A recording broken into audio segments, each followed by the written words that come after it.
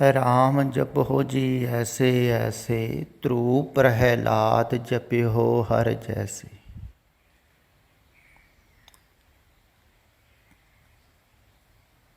ਉਹਨਾਂ ਨੇ ਜਪਿਆ ਦਾ ਭਾਵ ਕਿ ਚੇਤੇ ਕੀਤਾ, ਪੁਕਾਰਿਆ।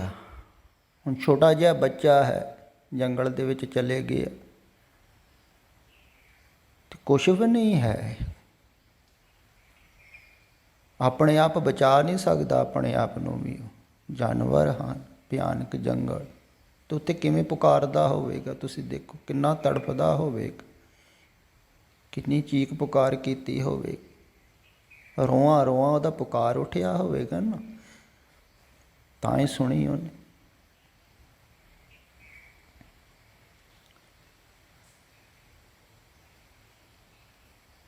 ਤੇ ਜਦੋਂ ਰੋਏ ਰੋਏ ਚ ਪੁਕਾਰੇ, ਇਸੇ ਕਰਕੇ ਕਹਿੰਦੇ ਨਾ ਰੋਆਂ ਰੋਆਂ ਜਦੋਂ ਨਾਮ ਸਿਮਰਦਾ ਹੈ ਪਰਮਾਤਮਾ ਦਾ, ਭਾਵ ਕਿ ਰੋਏ ਰੋਏ ਚ ਉਹਦੀ ਪੁਕਾਰ ਨਿਕਲਦੀ। ਤੇ ਜਦੋਂ ਕੋਈ ਇਸ ਢੰਗ ਦੇ ਨਾਲ ਹੈਲਪਨੈਸ ਹੋ ਜਾਂਦਾ ਹੈ, ਉਦੋਂ ਫਿਰ ਗੁਰੂ ਦੀ ਕਿਰਪਾ ਹੁੰਦੀ ਹੈ। ਜਦੋਂ ਢਹਿ ਪੈਂਦਾ ਹੈ ਕਬੀਰ ਜੀ ਵਾਂਗੂ ਚਰਨਾਂ ਦੇ ਵਿੱਚ ਵੀ ਮੈਂ ਨਹੀਂ, ਬਖਸ਼ੋ ਇਸ ਬੰਦੇ ਕੋ। ਤੇ ਜਿਹੜਾ ਢਹਿ ਪੈਂਦਾ ਹੈ, ਸਿਰਫ ਇਹ ਵੀ ਸਿਆਣਪ ਦੁਆਰਾ ਨਹੀਂ ਹੁੰਦਾ ਹੈ, ਖਿਆਲ ਵਿੱਚ ਰੱਖਿਓ ਵੀ ਤੁਸੀਂ ਸਮਝਦਾਰੀ ਕਰਕੇ ਢਹਿ ਪਾਓ। ਜਦੋਂ ਢਹਿਣਾ ਹੁੰਦਾ ਹੈ ਉਦੋਂ ਸਮਝ ਨਹੀਂ ਹੁੰਦੀ ਹੈ, ਤੇ ਜਿੰਨਾ ਚਿਰ ਤੁਸੀਂ ਸਮਝ ਰਹੇ ਹੋ, ਸਮਝਣ ਦੀ ਕੋਸ਼ਿਸ਼ ਕਰ ਰਹੇ ਹੋ, ਉਨਾ ਚਿਰ ਇਹ ਜੋ ਸ਼ਬਦ ਹੈ ਨਾ, ਇਹ ਤੁਹਾਡੀ ਸਮਝ ਵਿੱਚ ਹੀ ਨਹੀਂ ਆਉਣਾ ਹੈ,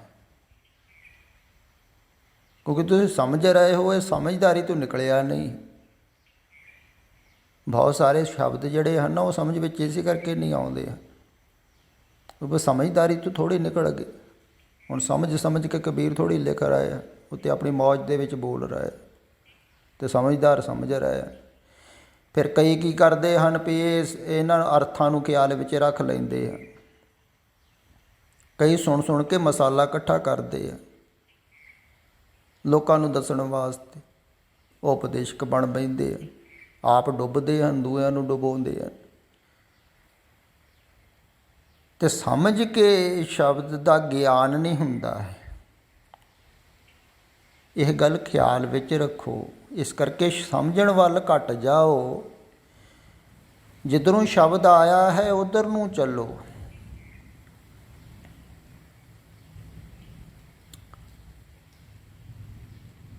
ਤਾਂ ਤੁਹਾਡੀ ਯਾਤਰਾ ਹੋਵੇਗੀ ਸ਼ਬਦ ਵੱਲ ਨੂੰ, ਸ਼ਬਦ ਦੇ ਪ੍ਰਕਾਸ਼ ਵੱਲ ਨੂੰ। ਤੂੰ ਪ੍ਰਕਾਸ਼ਿਤ ਹੋਇਆ ਨਾ ਸ਼ਬਦ, ਹੁਣ ਸ਼ਬਦ ਜਿੱਧਰੋਂ ਆ ਰਿਹਾ ਹੈ ਪ੍ਰਕਾਸ਼ਿਤ ਹੋ ਰਿਹਾ, ਉੱਧਰ ਨੂੰ, ਪ੍ਰਕਾਸ਼ ਵੱਲ ਨੂੰ। ਜਿਵੇਂ ਸੂਰਜ ਦੀ ਕਿਰਨ ਥੱਲੇ ਨੂੰ ਆਉਂਦੀ, ਪ੍ਰਕਾਸ਼ ਉੱਪਰੋਂ ਆਉਂਦਾ,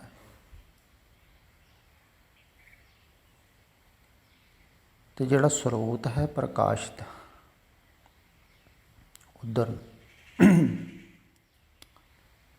ਜਿਵੇਂ ਤੁਸੀਂ ਵੀ ਬੋਲਦੇ ਹੋ ਸ਼ਬਦ, ਅਤੇ ਸ਼ਬਦ ਤੁਹਾਡੇ ਅੰਦਰ ਗਹਿਰੇ ਤੋਂ ਆਉਂਦਾ ਹੈ, ਉਹਨੂੰ ਪਰਾ ਕਹਿੰਦੇ ਹਨ, ਗਹਿਰਾਈ 'ਚ ਕਹਿੰਦੇ, ਉੱਧਰ ਨੂੰ ਯਾਤਰਾ ਕਰੋ। ਬੈਖੜੀ ਬਾਣੀ ਤੋਂ ਚੱਲੋ, ਬਾਹਰੋਂ ਚੱਲੋ ਸ਼ਬਦ ਦੇ ਜਾਪ ਤੋਂ, ਫਿਰ ਚਿੰਤਨ, ਪਸੰਤੀ, ਫਿਰ ਮੱਧਮਾ ਪਹਿਲਾਂ, ਫਿਰ ਪਸੰਤੀ, ਫਿਰ ਧੁਨ,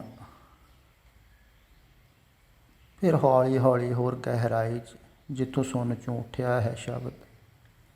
ਇਹ ਹੈ ਧਿਆਨੀਆਂ ਵਾਲਾ ਮਾਰਗ, ਜਿਹੜੇ ਧਿਆਨ ਦੇ ਮਾਰਗ 'ਤੇ ਜਾਣਗੇ ਸ਼ਬਦ ਦੁਆਰਾ। ਕਹਿੰਦੇ ਨਾ ਸ਼ਬਦ ਸੁਰਤ, ਤੇ ਅਸੀਂ ਮਾਰਗ ਤੇ ਚੱਲ ਸਕਦੇ ਹਾਂ। ਤੇ ਧਿਆਨ ਤੇ ਬਾਹਰੋਂ ਹਟਾਉਣਾ ਹੀ ਪਵੇਗਾ ਸੰਸਾਰ ਵੱਲ।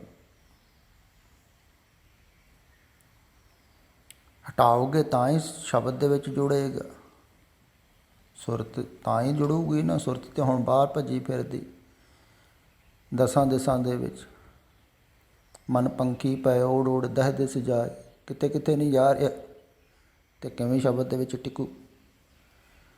ਤੇ ਸ਼ਬਦ ਦੇ ਵਿੱਚ ਟਿਕਾਉਣਾ ਹੈ, ਬਾਹਰੋਂ ਹਟਾਉਣਾ ਹੈ। ਇਸ ਕਰਕੇ ਮੈਂ ਕਹਿੰਦਾ ਮਿਥਿਆ ਜਾਣੋ ਝੂਠ ਜਾਣੋ, ਛੇਤੀ ਹਟ ਜਾਏਗਾ।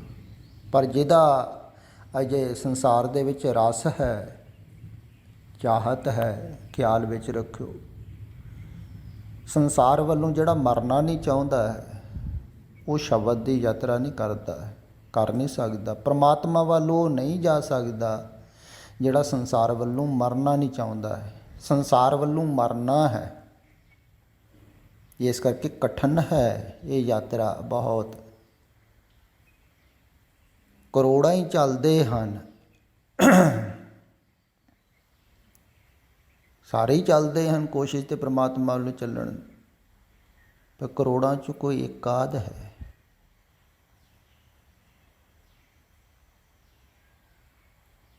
ਇੰਨੇ ਜਿਹੜੇ ਚੱਲਦੇ ਹਨ,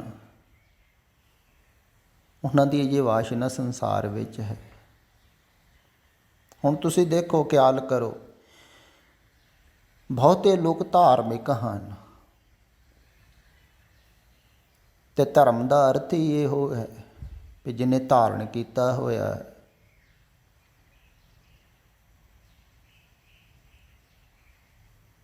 ਉਹਦੇ ਵਿੱਚ ਲੀਨ ਹੋ ਜਾਣ।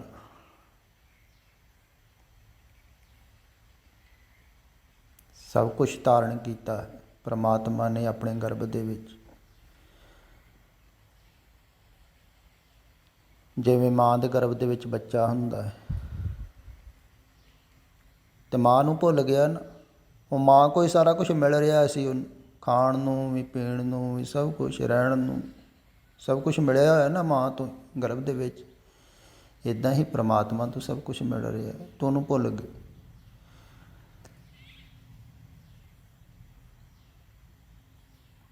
ਤੇ ਆਪਣੀ ਫਿਕਰ ਦੇ ਵਿੱਚ ਲੱਗ ਗਏ।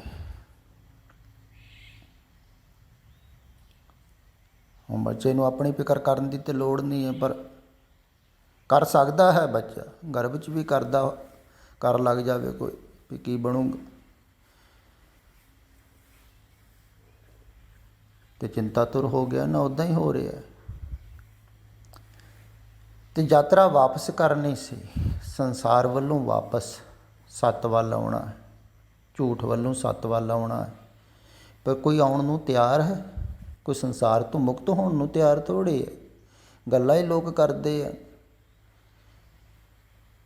ਲੋਕ ਗੱਲਾਂ ਹੀ ਕਰਦੇ ਹਨ ਪਰਮਾਤਮਾ ਦੀਆਂ। ਪਰਮਾਤਮਾ ਨੂੰ ਪਾਉਣਾ ਹੈ, ਪਰਮਾਤਮਾ ਵੱਲ ਜਾਣਾ ਨਹੀਂ। ਪਰਮਾਤਮਾ ਵੱਲ ਉਹ ਜਾਂਦਾ ਜਿਹੜਾ ਸੰਸਾਰ ਵੱਲੋਂ ਮੁੱਖ ਮੋੜ ਲੈਂਦਾ।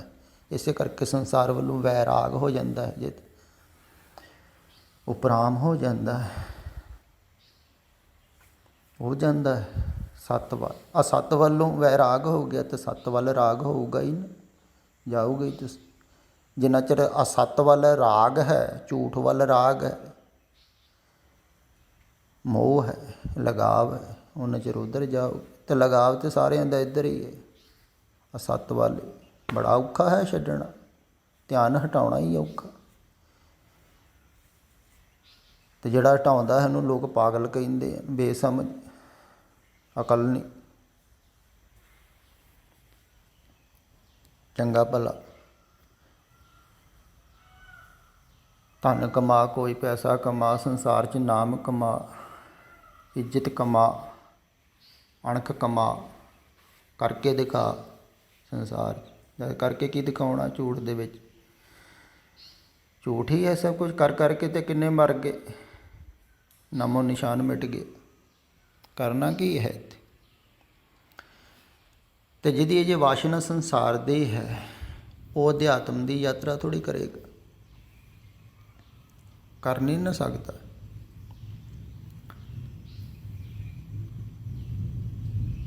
ਤੇ ਸੰਸਾਰ ਦੀ ਯਾਤਰਾ ਜਿਹਨੇ ਨਹੀਂ ਕਰਨੀ ਹੈ, ਉਹਦਾ ਫਿਰ ਇਸ ਯਾਤਰਾ ਵੱਲ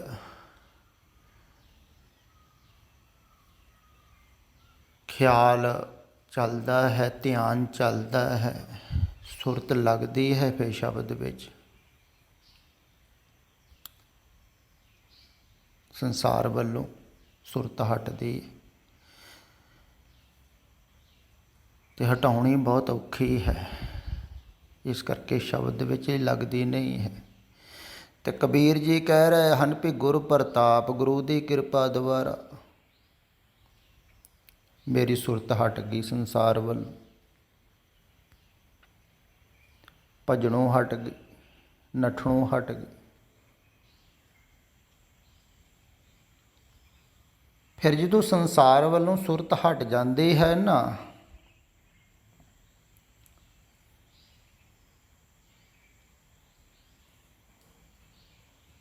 ਸੱਤ ਵਿੱਚ ਲੱਗ ਜਾਂਦੀ ਹੈ, ਸੱਤ ਵੱਲੋਂ ਹਟ ਜਾਂਦੀ ਹੈ, ਫਿਰ ਉਹਦਾ ਜੋ ਵੀ ਕਰਮ ਹੁੰਦਾ ਹੈ, ਜੋ ਵੀ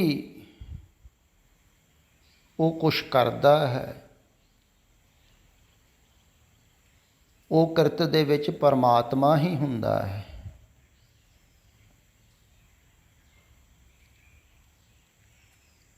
ਇਹ ਗੱਲ ਖਿਆਲ ਵਿੱਚ ਰੱਖਣ ਯੋਗ ਹੈ। ਜਿਵੇਂ ਅਗਲੀ ਪੰਕਤੀ ਹੈ ਨਾ, ਆਂਖ ਨਾ ਮੂੰਹ ਦੋ, ਕਾਨ ਰੂੰ ਦੋ, ਕਾਇਆ ਕਸ਼ਟ ਨਾ ਤਾਰ।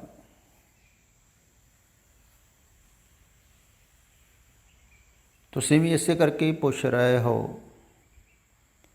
ਵੀ ਕਬੀਰ ਜੀ ਤੇ ਕੁਛ ਵੀ ਨਹੀਂ ਕਰ ਰਹੇ ਹਨ।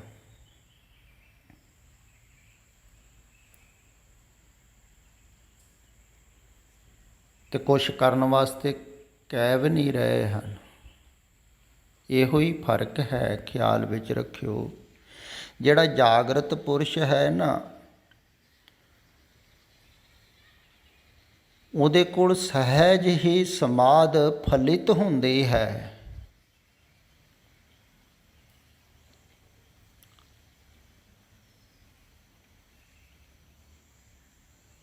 ਕਿਉਂਕਿ ਉਹ ਜਾਣਦਾ ਹੈ ਵੀ ਸਹਿਜੇ ਹੀ ਤੁਹਾਡਾ ਧਿਆਨ ਹਟ ਸਕਦਾ ਹੈ।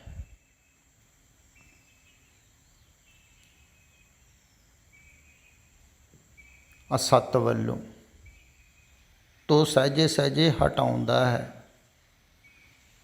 ਫਿਰ ਅਸਤ ਵੱਲੋਂ ਹਟ ਗਿਆ, ਫਿਰ ਮੈਂ ਵੱਲੋਂ, ਸਰੀਰ ਵੱਲੋਂ।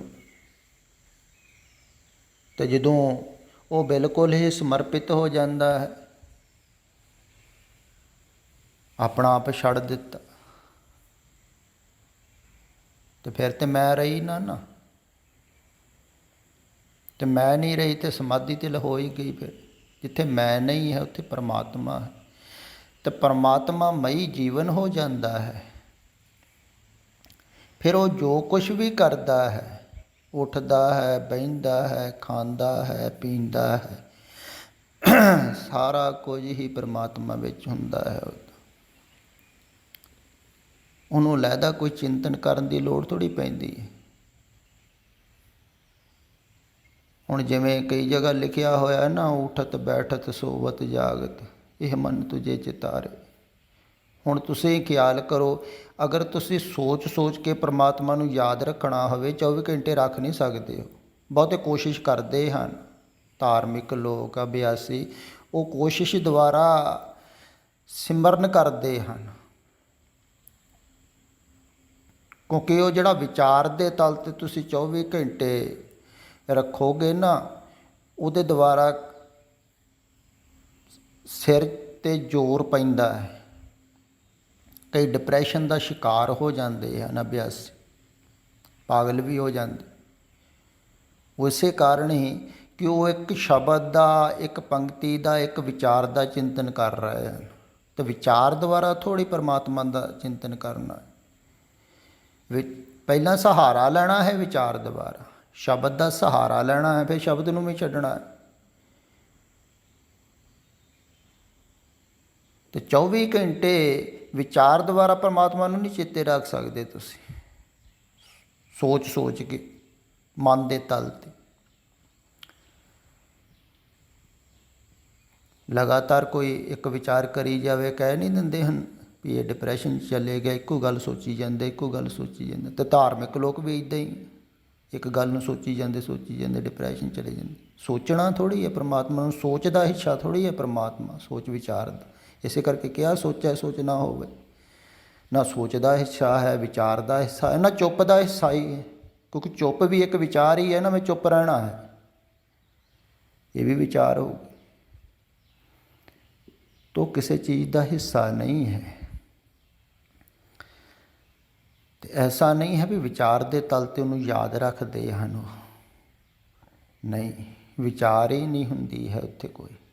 ਉੱਥੇ ਵਿਚਾਰਨ ਵਾਲਾ ਨਹੀਂ ਹੁੰਦਾ ਹੈ। ਜਿੱਥੇ ਵਿਚਾਰਨ ਵਾਲਾ ਨਹੀਂ ਨਾ ਹੁੰਦਾ ਹੈ, ਤਾਂ ਉੱਥੇ ਜੋ ਕੁਛ ਵੀ ਹੁੰਦਾ ਹੈ ਸਾਰਾ ਕੁਛ ਉਹ ਪਰਮਾਤਮਾਮਈ ਹੋ ਜਾਂਦਾ ਹੈ ਉਹਦਾ। ਇਹ ਸ਼ਬਦ ਦਾ ਸਾਰ ਨਿਚੋੜੇ ਹੋਈ ਹੈ ਵੀ ਉਹ ਨਾ ਅੱਖਾਂ ਬੰਦ ਕਰਦੇ, ਨਾ ਕੰਨ ਬੰਦ ਕਰਦੇ, ਨਾ ਸੁਰਤ ਨੂੰ ਜੋੜਦੇ ਤੁਸੀਂ, ਨਾ ਧਾਰਮਿਕ ਕਰਮ ਕਰਦੇ ਦੇਖੋਗੇ ਉਹਨਾਂ ਨੂੰ। ਉਹ ਬਿਲਕੁਲ ਸਹਿਜ, ਜਿਵੇਂ ਆਮ ਸਾਧਾਰਨ ਬੰਦਾ ਜੀਵਨ ਬਤੀਤ ਕਰਦਾ ਨਾ, ਇਵੇਂ ਕਰਦੇ। ਇਸ ਕਰਕੇ ਸਿਆਣਪ ਨਹੀਂ ਹੁੰਦੀ, ਤਾਂ ਉਹਨਾਂ ਦੀ ਸਹਿਜ ਹੀ ਸਮਾਧੀ ਲੱਗੀ ਰਹਿੰਦੀ ਅਤੇ ਸਭ ਕੁਛ ਉਹਦੇ ਵਿੱਚ ਹੋ ਰਿਹਾ ਹੈ।